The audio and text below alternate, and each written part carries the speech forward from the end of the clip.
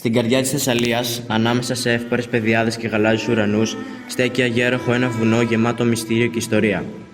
Ο Κίσαβος, γνωστός και ως Σόσα, με υψόμετρο που φτάνει τα 1978 μέτρα, στέκεται περήφανος και σιωπηλός, φύλακας χρόνων και μνήμης. Αυτός ο ορεινός όγκος, που σήμερα αποτελεί τμήμα του δικτύου Natura 2000, δεν είναι μόνο ένας φυσικός θησαυρός, αλλά και ένας ζωντανός μάρτυρας μύθων, θρύλων και ιστορικών γεγονότων που έχουν διαμορφώσει την ταυτότητα της περιοχής. Ας εριανίσουμε λοιπόν στις ιστορίες του, ταξιδεύοντας μέσα από τους αιώνες και τα μονοπάτια του.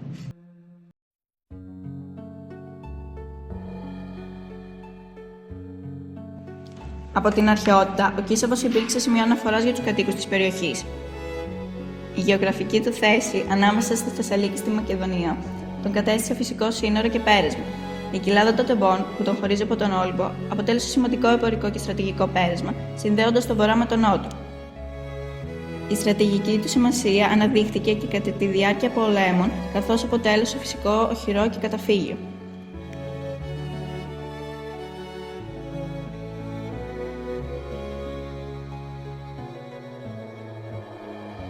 Το 1083, ο Αλέξιος Πρώτος Κομνηνός με το στρατό του ξεκίνησε από την Κωνσταντινούπολη για τη Λάρισα με σκοπό να αναχαιτήσει τους Νορμανδούς που είχαν ως επικεφαλής το Βοημούδο. Η μοναδική πηγή που αναφέρει το γεγονός είναι η Αλεξιάδα της Άννας Κομνηνής, κόρης του Αυτοκράτορα, σύμφωνα με την οποία ο Αλέξιος άφησε το δημόσιο δρόμο και τον όγκο του Κισάβου στα δεξιά του και κατευθύνθηκε προς τον νότο, ακολουθώντας την παραλιακή οδό. Την οδό αυτή ακολούθησαν και τα στρατεύματα του Μεγάλου Αλεξάνδρου του 336 π.Χ., αλλά υπήρξε σε χρήση σε όλη την ιστορορωμαϊκή και βυζαντινή περίοδο, με αρχή κάπου στα βόρεια των Τεμπών, φτάνοντας ως τις όχθες της Κάρλας. Στο ίδιο κείμενο της Άννας Κομνηνής γίνεται λόγος για το όρος των Κελίων, το οποίο ταυτίζεται με τον Κίσαβο. Σε όλη την έκταση του Ανατολικού Κισάβου ήταν διασκορπισμένες μικρές μοναστικές κοινότητες, λαύρες ή κελία.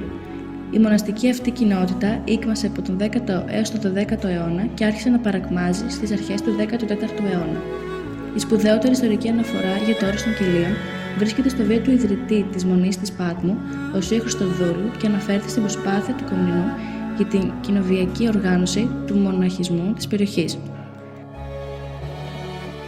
Κατά την περίοδο της Οθωμανικής κυριαρχίας, ο Κίσαβος υπήρξε καταφύγιο για τους κλέφτες και τους αρματολούς που αντιστέκονταν στον κατακτητή.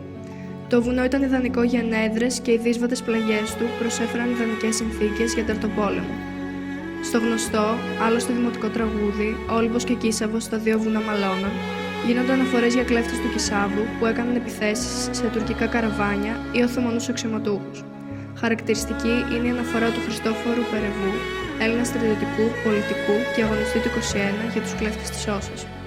Ο καπετάν Μακριθανάς και ο καπετάν Μακρυπούλιος δεν επολέμησαν ως άλλοι Λεωνίδε και Θεμιστοκλής και κράτουν τα χωριά του Κισάβου απάτητα.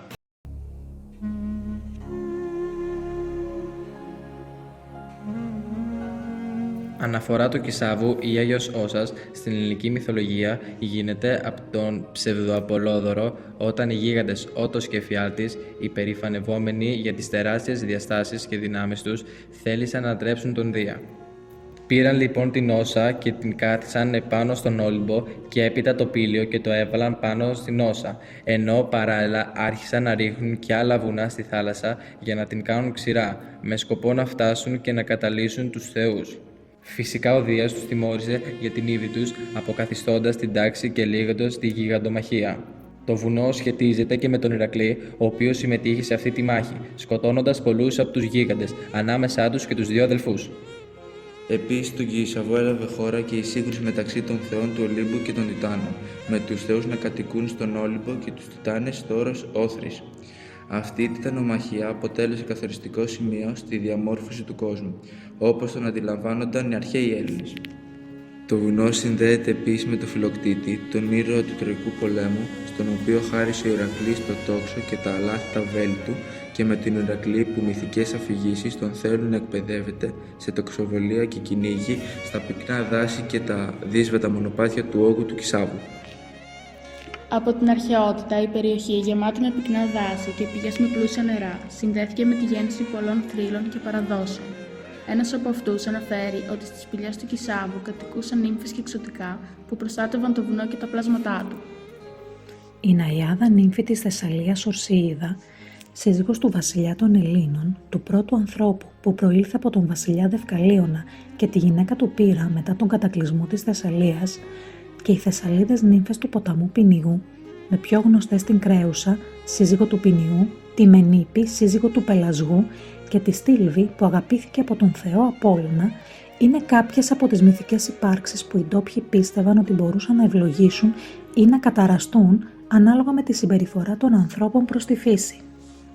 Η πιο γνωστή όμως νύμφη ήταν η Δάφνη, που αγαπήθηκε από τον θεό Απόλλωνα, ο οποίος την κυνήγησε μέχρι που εξαντλήθηκε και κατέφυγε στη Γαία για βοήθεια. Η θεά μεταμορφώθηκε σε Δάφνη, την οποία ο Απόλλωνας υιοθέτησε ως το ιερό του φυτό. Σε μια γιορτή στους Δελφούς, ένα κλαδί μιας ιερής Δάφνης μεταφέρθηκε στο ιερό από τη Θεσσαλική κοιλάδα των Τεμπών, καθιστώντας τη θεσσαλική εκδοχή του μύθου της Δάφνης ως την παλαιότερη.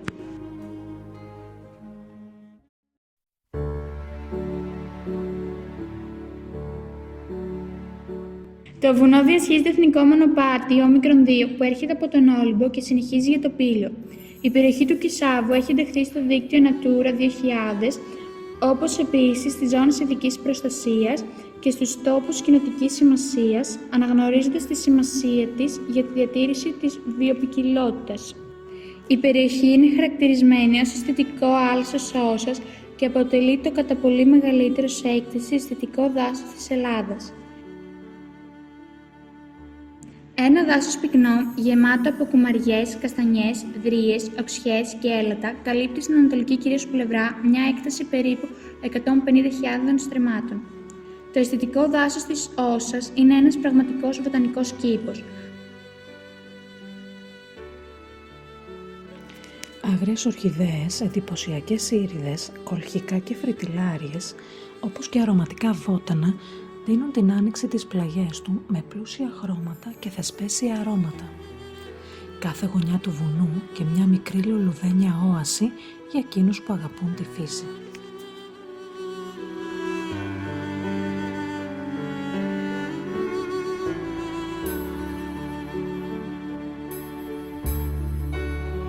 Καταγάργαρες πηγές με άφθονο κρύο νερό τρέχουν ασταμάτητα και από χιλιάδες χρόνια, λούζοντας και ξεδιψώντας όχι μόνο θεούς, νύμφες και δριάδες, αλλά και λωτόμους, κυνηγούς και ορειβάτες. Στη θέση Κάναλος, σε υψόμετρο 1604 μέτρα, πάνω από το χωριό Σπηλιά, βρίσκεται το καταφύγιο του Κισάβου, το οποίο είναι επισκέψιμο όλο τον χρόνο. Από εκεί μπορεί να ατενίσει κανείς το Θεσσαλικό κάμπο, τη λίμνη Κάρλα και το αντίπαλο δέος του Βορνού, τον Όλυμπο. Ψηλότερη κορυφή του Κισάβου είναι ο προφήτης Ηλίας, που πρόσφατα μετονομάστηκε σε Κώστα Παλαμιώτη, σε υψόμετρο 1978 μέτρα.